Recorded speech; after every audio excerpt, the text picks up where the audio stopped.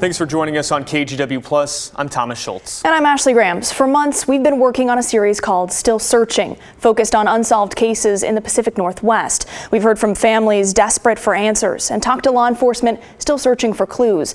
They all believe that you might be able to help. A common theme we hear is that someone out there knows something. For years, friends have held fast to that belief for our first story, when a 10-year-old girl disappeared from her father's home in southeast Portland 35 years ago.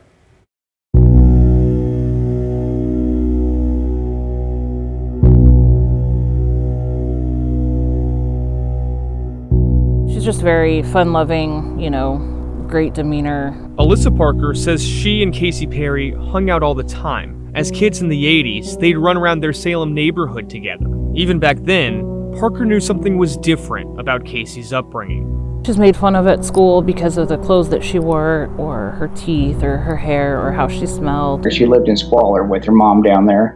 Mike Ferdina is Casey's father. On September 14th, 1990, Casey visited Ferdina in Portland. That day, he asked her if she wanted to move in with him. She wasn't very receptive to it. Eventually, she started crying and told me that she wanted me to take her back home that night.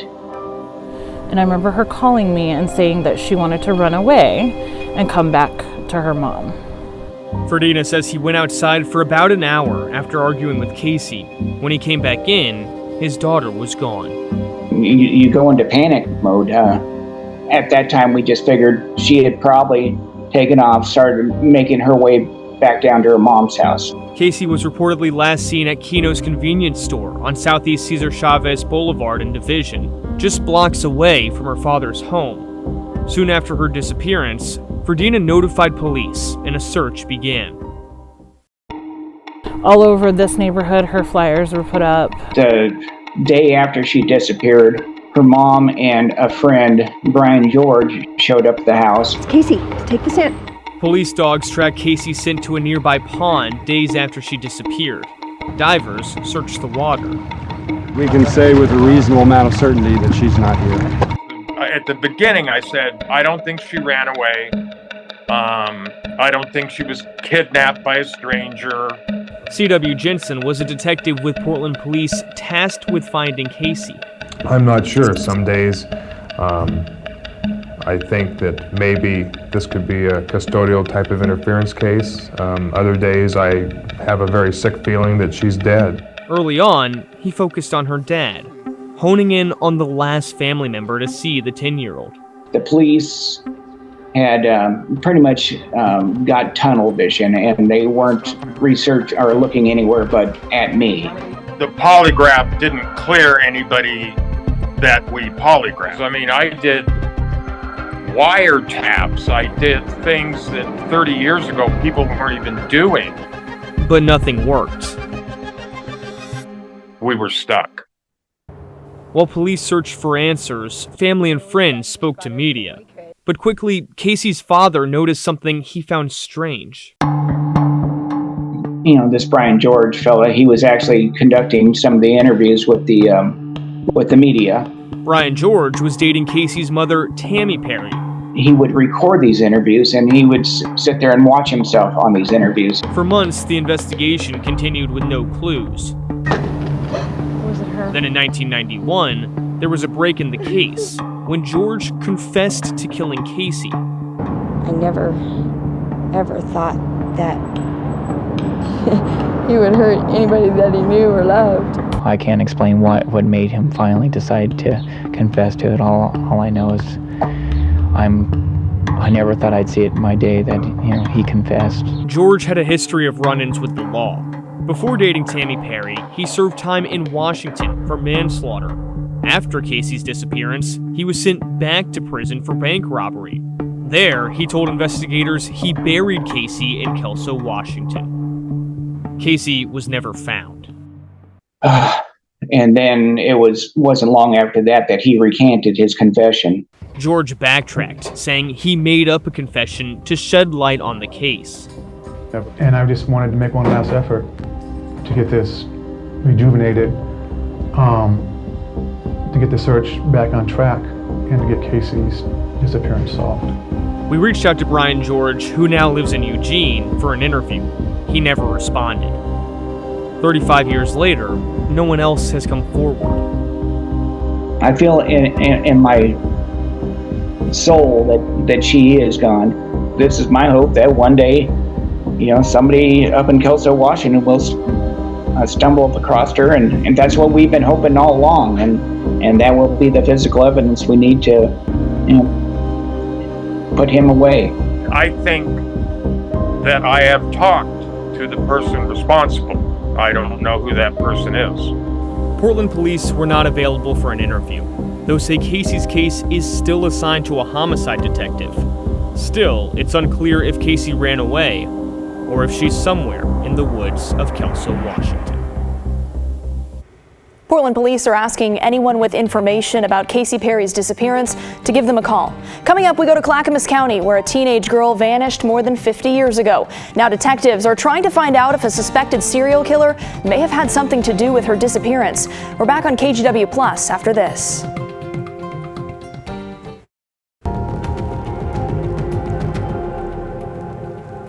Welcome back. More than 50 years ago, a 17-year-old girl went missing from West Linn, Oregon. Her name is Rita Jolly. The case has gone cold over the last half century, but we talked with investigators who haven't given up and are trying to figure out if there are any connections to a convicted killer who operated in the state of Washington around the time of Rita's disappearance.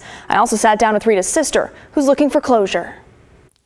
I think a lot of Rita's artwork was really full of symbolism, and it was really of the time. This artwork offers a glimpse into the mind of the 17-year-old who created it more than 5 decades ago. I believe it's my sister, or at least a representation of her. Touching these pages might be the closest Jill Jolly ever gets to understanding her sister Rita. The young artist disappeared in 1973. She was different in a lot of ways. She was very artistic, very sensitive. After she disappeared, of course, we went through her bedroom and found all of these writings. Rita Jolly was last seen by her family on the evening of June 29, 1973. She left her parents' home in West Linn on a walk. I got a phone call the next morning, very early the next morning, from my mother, just desperate, and she said, Rita didn't come home last night. West Linn police and Clackamas County Sheriff's deputies launched a search for Rita. She was walking along the side of the road towards West Linn. That was last Friday night, about 9 o'clock. This is film from the KGW archive. You've mentioned that she took walks. The Jolly family spoke to us a few days after Rita disappeared. From all of the appearances and indications, this was merely an evening walk. And we feel that it's a virtual certainty that she's been a victim of foul play. We thought at the time that if she had been kidnapped, that the best thing that we could do would be to publicize her disappearance as much as possible. My daughter was not the kind. About 2 weeks after this interview, her father wrote to the Oregonian saying, "I cannot describe to you the depth of our heartbreak." And there were some sightings of her. The last sighting that I think was kind of proven was at 8:30 when she was coming up Sunset Avenue. These are pictures of Rita that I found in the case file. Yeah.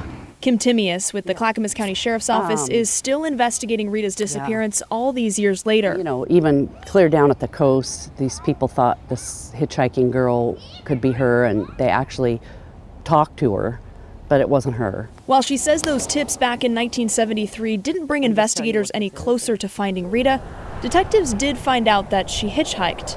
But the walking and the hitchhiking is big to me. Oh yeah.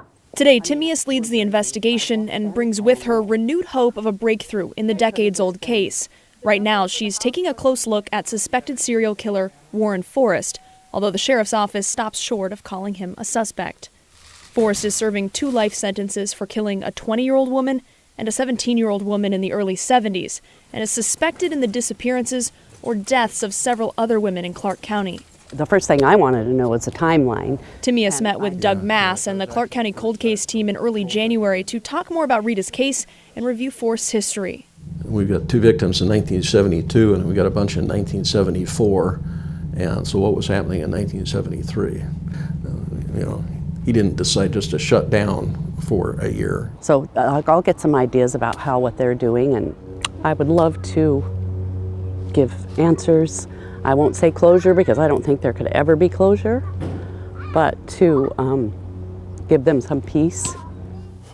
As decades have passed, Jill's had time to consider every possibility, thinking back to the weeks leading up to Rita's disappearance and wondering if Rita just left on her own. So she was the last one at home and trying to deal with her life and the teenage angst and feeling different. I think over time I've tended to gravitate more towards the idea that Rita did run away, voluntarily left, although I have a hard time believing she's still alive and hasn't contacted us. But none of these avenues have led to answers. Yeah, it's really hard to know what to do with that grief when you don't know what happened. And Jill realizes she may never know what happened to her sister. I wish that we'd all had more time with her. You know, I wish the world had had more time with her. If you have any information on Rita Jolly's case, contact the Clackamas County Sheriff's Office. And you did just hear from those two detectives. Speaking about Warren Forrest, up in Clark County, they believe he's connected to several other cases. One of those is Carol Valenuela. Her family tells us the 18-year-old was the glue that held them together. 50 years later, detectives believe they're closer than ever to getting justice for the young mother of two.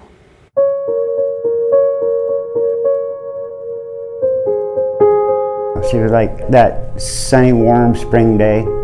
Everybody loved to be around her. More than 50 years after Carol Valenzuela's death, her brother-in-law Larry Helledge has no trouble remembering what made her unique. Everybody just loved her. She was always happy. Helledge says Valenzuela was originally from Minnesota. She married his brother Robert, moved to Oregon, and had twin girls. And she just fit right in. She was like she was always there.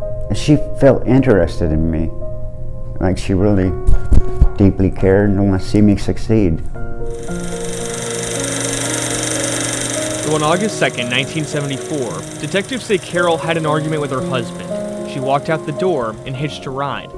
It was the last time her family saw her alive. She was supposed to go to a friend's house, I believe, and didn't show up. Helledge says his brother called police that night, though it took authorities 2 months to find Carol's body. She had been killed, her body dumped. On October 12th, we discovered the remains of Carol Valenzuela up in Dole Valley. Investigator Doug Mass with the Clark County Sheriff's Office started working the case 50 years ago and is still trying to get justice for Carol's family today. I've lived this case for just about my whole life. He's focused on one key piece of evidence, the fact Carol's body was discovered nearby another murdered woman, 17-year-old Martha Morrison. Detectives believe, like Carol, Morrison was hitchhiking when she was assaulted and killed. Over a number of years, the bodies started showing up around Clark County. Eventually, detectives narrowed in on a suspect named Warren Forrest, who worked for the Clark County Parks Department. He had access to some very remote areas, and ultimately it was his demise. In the early 70s, Mass believes Forrest may have killed at least 7 women. For years, he was never linked to the crimes. No leads whatsoever. But in October 1974, shortly after Carol's death, that started to change. It kind of hit us between the eyes that they're all related. When Mass says a hitchhiking woman caught a ride with Forrest. Instead of driving to her destination, Forrest took her to Lacamas Lake Park. She was picked up and kidnapped, sexually assaulted, stabbed, and buried and left for dead. And she actually miraculously survived, crawled out of the grave, crawled almost a mile out to the public road. A couple of people picked her up and she was taken to the hospital, and that's where I connected with her as a patrol deputy at that time. That woman identified Warren Forrest as the man who kidnapped her. It was really the thing that sparked this whole series of cases. Hours later, he was arrested. Over the years, Forrest was convicted for killing 2 women, including Martha Morrison in 2023, the woman found buried next to Carol. I guess there's no delicate way to put it. He's just one of the most stone-cold sociopathic personalities. Now, 50 years after Carol's death, detectives say they're close to charging Forrest for that crime. I think we've got enough to charge now. though they're waiting on DNA evidence to come back from a lab, which could make the case even stronger. We're not talking days, not weeks, but we're not talking years either. Hopefully this will end soon. Forrest is serving his sentence in Airway Heights Correction Center outside Spokane. He rejected our interview request, and while Hellich says a conviction won't heal the pain, I didn't just lose a sister. I lost a family. it could help mend families. And it's time. It's just time. It's time to end this.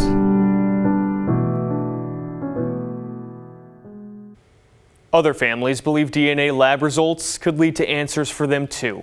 Coming up, we talk to some of those families and sit down with a woman who says she was attacked by Warren Forrest in the 1970s. Her hope? Getting justice for other women who didn't survive. We're back on KGW Plus after this.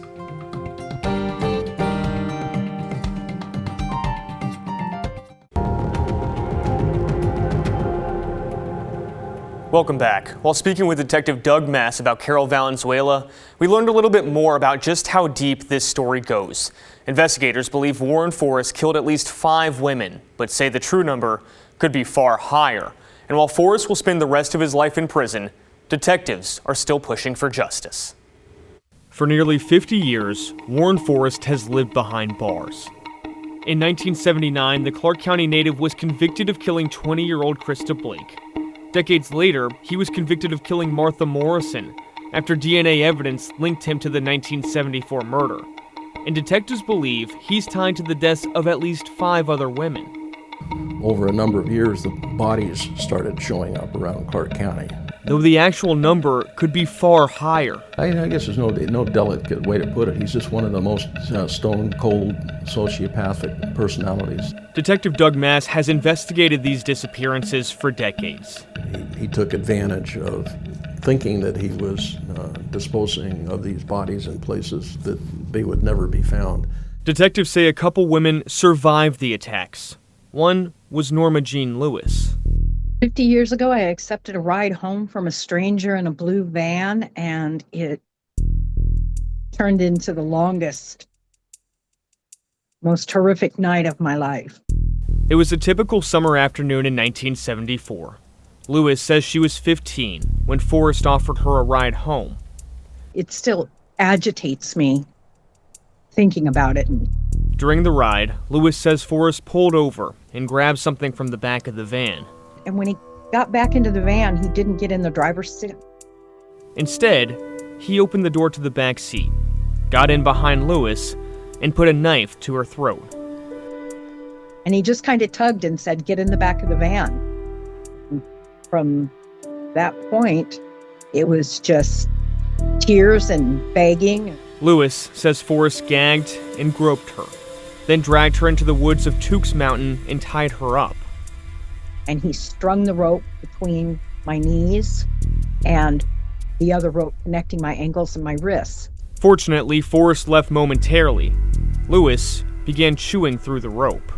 The first thought I had was, if he comes back and finds me like this, it really will be bad. With her ankle still bound, Lewis escaped by crawling through the woods all night. Always in the back of my mind, I wanted to stop him. Always in the back of my mind, I knew what my fate was that day. Lewis eventually found help, but detectives didn't believe her story. And what she didn't realize at the time is that she may not have been Forrest's first victim. Detectives now believe he'd been killing young women for years. And in December of 1971, a young teenager by the name of Jamie Grissom comes up missing. Decades later, Jamie's sister is still searching for answers.